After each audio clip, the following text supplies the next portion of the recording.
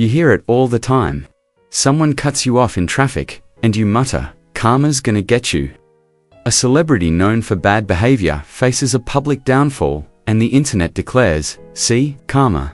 A friend does something kind, and you say, "Good karma, coming your way." In the modern West, karma has become a ubiquitous pop culture concept. It's generally understood as a kind of cosmic justice system, an instant balancing of the scales. Do good, and good things happen to you. Do bad, and the universe will inevitably smack you back, probably when you least expect it.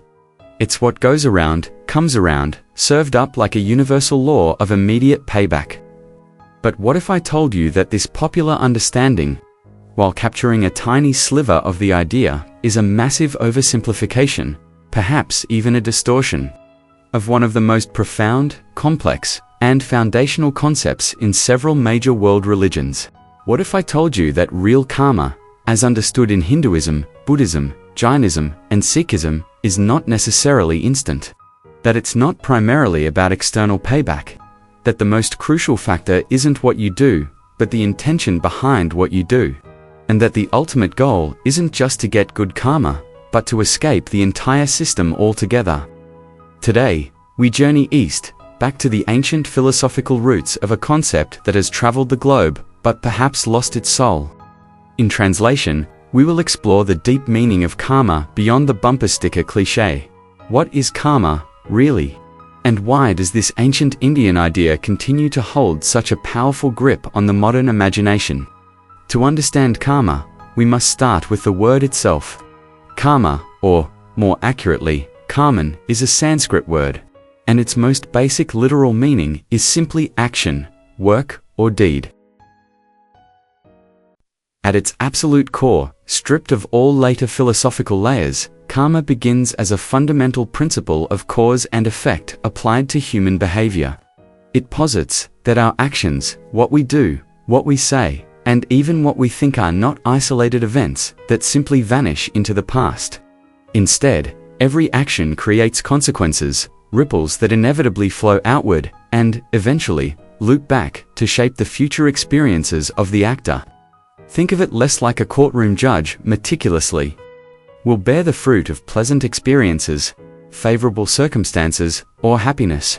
Bad actions, motivated by unwholesome intentions like greed, hatred, cruelty, and delusion, plant bad seeds. These seeds, when they ripen, will inevitably bear the fruit of suffering, unfavorable circumstances, or unhappiness. This basic law of moral cause and effect seems almost intuitive. Actions have consequences. But the traditional understanding of karma adds several layers of complexity that radically differentiate it from simple, immediate payback. This is perhaps the single biggest difference between the traditional understanding of karma and the popular Western cosmic payback cliché. In Hinduism, and especially emphasized with crystal clarity in Buddhism, the intention, volition, or mental state, cetana, in Sanskrit and Pali, behind an action is the primary factor determining its karmic weight and consequence. The Buddha himself is quoted as saying, "Intention cetana, I tell you, is karma having intended. One does karma by way of body, speech, and intellect. It's not just what you do, but why you do it, and the state of your mind as you do it that truly matters." Consider an example. Scenario A. You accidentally bump into someone, causing them to drop their groceries. There was no ill will. This might create a small negative consequence, perhaps you feel embarrassed, or they are annoyed, but the karmic impact is relatively light because the intention was absent. Scenario B. You see someone you dislike walking towards you with groceries, and you deliberately, maliciously stick out your foot to trip them, causing them to fall and spill everything. Even if the physical result is the same as scenario A, the intention here is one of hatred and cruelty. This action plants a much heavier, darker, karmic seed, destined to ripen into significant future suffering for you. Conversely, scenario C, you donate money to charity, primarily because you want public recognition and a tax deduction. While the action is beneficial to others, the intention is largely self-serving. This might create some mixed or neutral karma. Scenario D. You anonymously donate the same amount of money out of genuine, selfless compassion for those in need, with no thought of personal gain. The action is the same, but the pure, altruistic intention creates incredibly powerful positive karma. This emphasis on intention makes karma a deeply psychological principle, not just a mechanical one. It directs our focus inward towards cultivating wholesome mental states like loving kindness, compassion, generosity, and abandoning unwholesome ones like greed, hatred, delusion, because it is these mental states that are the true source, the root, of our karmic destiny. It's not just about policing our outward actions. It's about purifying our inner motivations. Another major departure from the instant karma cliché is the concept of time delay. Traditional karmic theory teaches that the consequences of our actions don't usually manifest immediately. Instead, every intentional action creates a subtle karmic residue, trace, or seed, bija, in Sanskrit, that is imprinted upon the individual's mind stream or consciousness, chitta or vijnana. These seeds lie dormant, carried along with the stream of consciousness like potential energy. These karmic seeds then ripen over time when the necessary supporting conditions arise. This ripening process is called vipaka in Pali and Sanskrit, which literally means ripening or maturation, or sometimes phala, meaning fruit. The result, the fruit, might manifest later in the current life, or, crucially, in future lives. This concept of delayed ripening explains a lot that seems perplexing from a simple instant payback perspective. Why do bad things happen to seemingly good people? From a karmic view, they might be experiencing the ripening vipaka of negative karmic seeds planted by actions in a past life, or perhaps even earlier in this life. Why do seemingly bad people prosper? They might be currently enjoying the fruits of positive karmic seeds planted in the past, while simultaneously planting negative seeds through their current actions, which will ripen later into suffering. Furthermore, the result, vipaka, isn't always a direct, one-to-one mirror image of the original action karma. While sometimes the connection is obvious, for example, habitual lying might lead to being distrusted or deceived in the future. Often, the link is more subtle. Karma primarily shapes the overall circumstances, tendencies, dispositions, and kinds of experiences one encounters in future existence. For example, acts of generosity might lead to rebirth in wealthy or fortunate circumstances. Acts of cruelty might lead to rebirth with physical suffering or in violent surroundings. Cultivating wisdom might lead to rebirth with greater intelligence or spiritual opportunity. Karma creates the tendencies and the stage upon which our future lives unfold. But our present intentional actions, karma, again determine how we play our role on that stage, planting new seeds for the future. It's a continuous, dynamic cycle. This brings us to another crucial distinction, especially for those familiar with Abrahamic religions, Judaism, Christianity, Islam. In its traditional Buddhist and many, though not all Hindu interpretations, karma is understood as an impersonal, universal, natural law, operating automatically as part of the fundamental fabric of the cosmos, much like the law of gravity. There isn't necessarily a personal, divine judge sitting on a throne somewhere, meticulously weighing each of your deeds on a scale and actively deciding your specific rewards and punishments. While some Hindu traditions do incorporate deities like Yama, the god of death, who oversee aspects of karmic judgment, the underlying principle of karma itself is often seen as inherent to the universe. Instead, your intentional actions themselves directly create the causes and conditions for your future experiences. Through this natural law of moral cause and effect, the universe, in this view,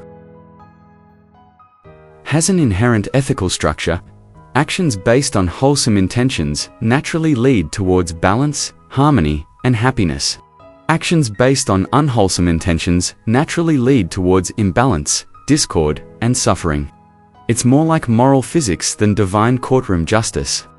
This is a key difference from the concept of divine judgment central to Abrahamic faiths, where a personal God actively observes human actions, judges them based on adherence to his divine commands and one's fate, relationship with him, and then actively assigns rewards, heaven, blessing, or punishments, hell, divine wrath. Karma, in its purest form, operates with or without a personal god overseeing it.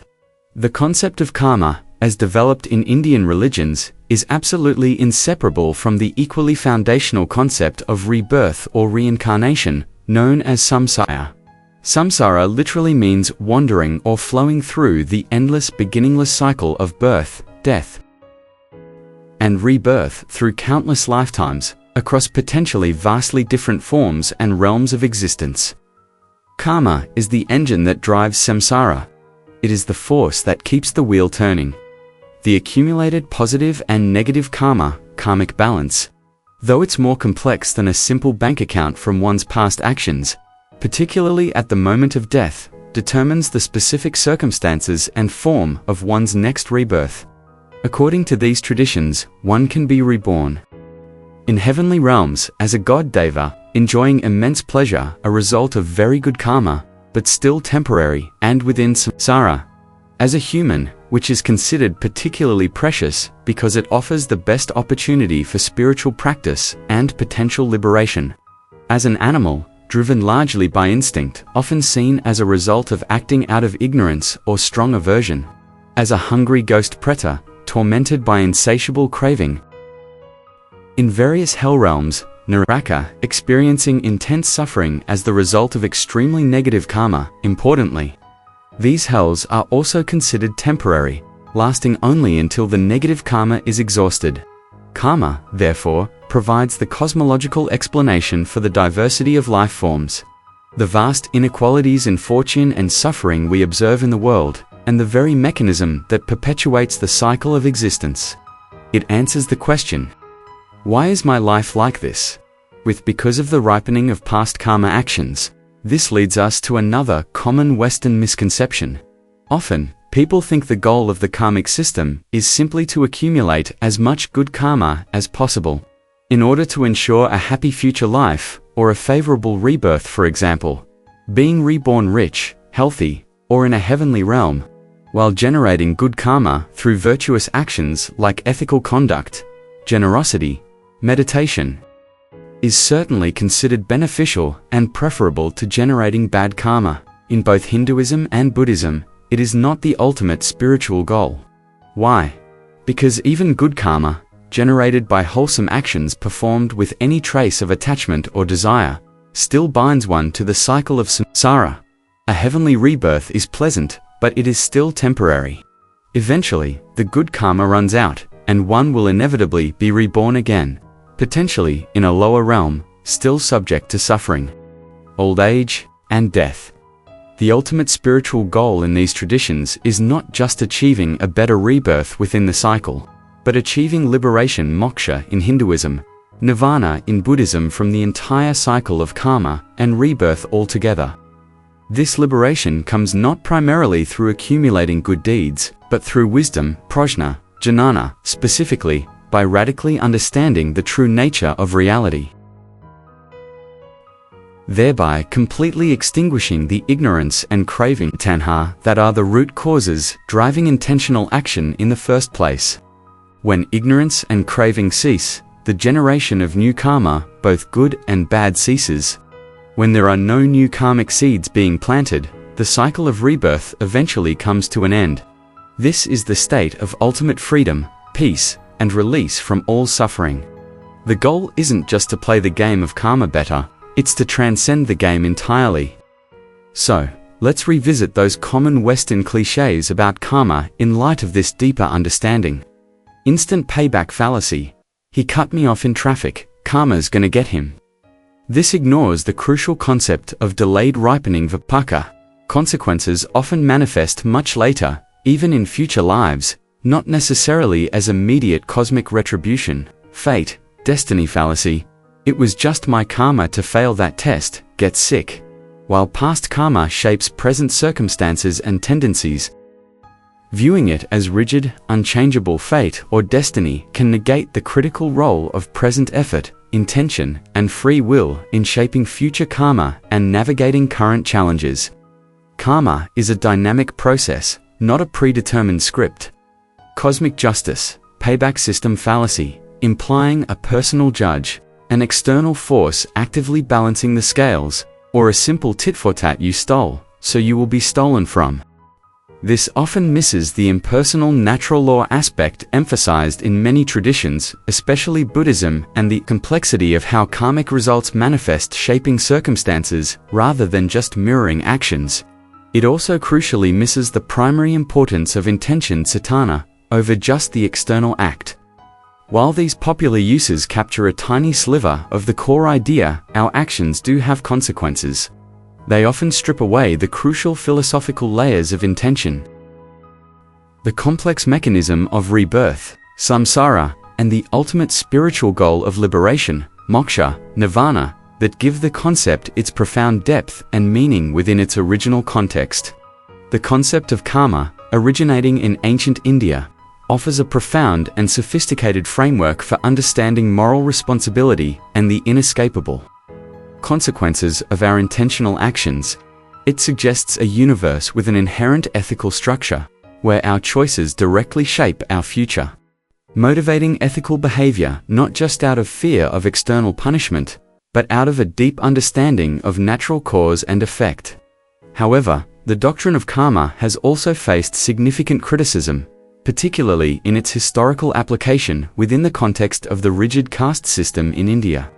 Critics argue that the idea that one's birth into a particular social station is a direct result of karma from past lives has sometimes been used, historically and even today, to justify social inequality, discourage social mobility, and rationalize the suffering of those in lower castes. They deserve their suffering due to past bad karma. This interpretation can lead to social passivity and resistance to challenging unjust social structures. Defenders, conversely, argue this is a misapplication or distortion of the doctrine, which primarily concerns individual spiritual progress, not social stratification.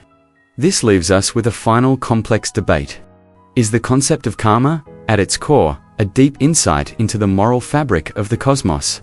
Is it a powerful, natural law of cause and effect applied to ethics, serving as a profound engine for personal responsibility and ethical behavior across lifetimes?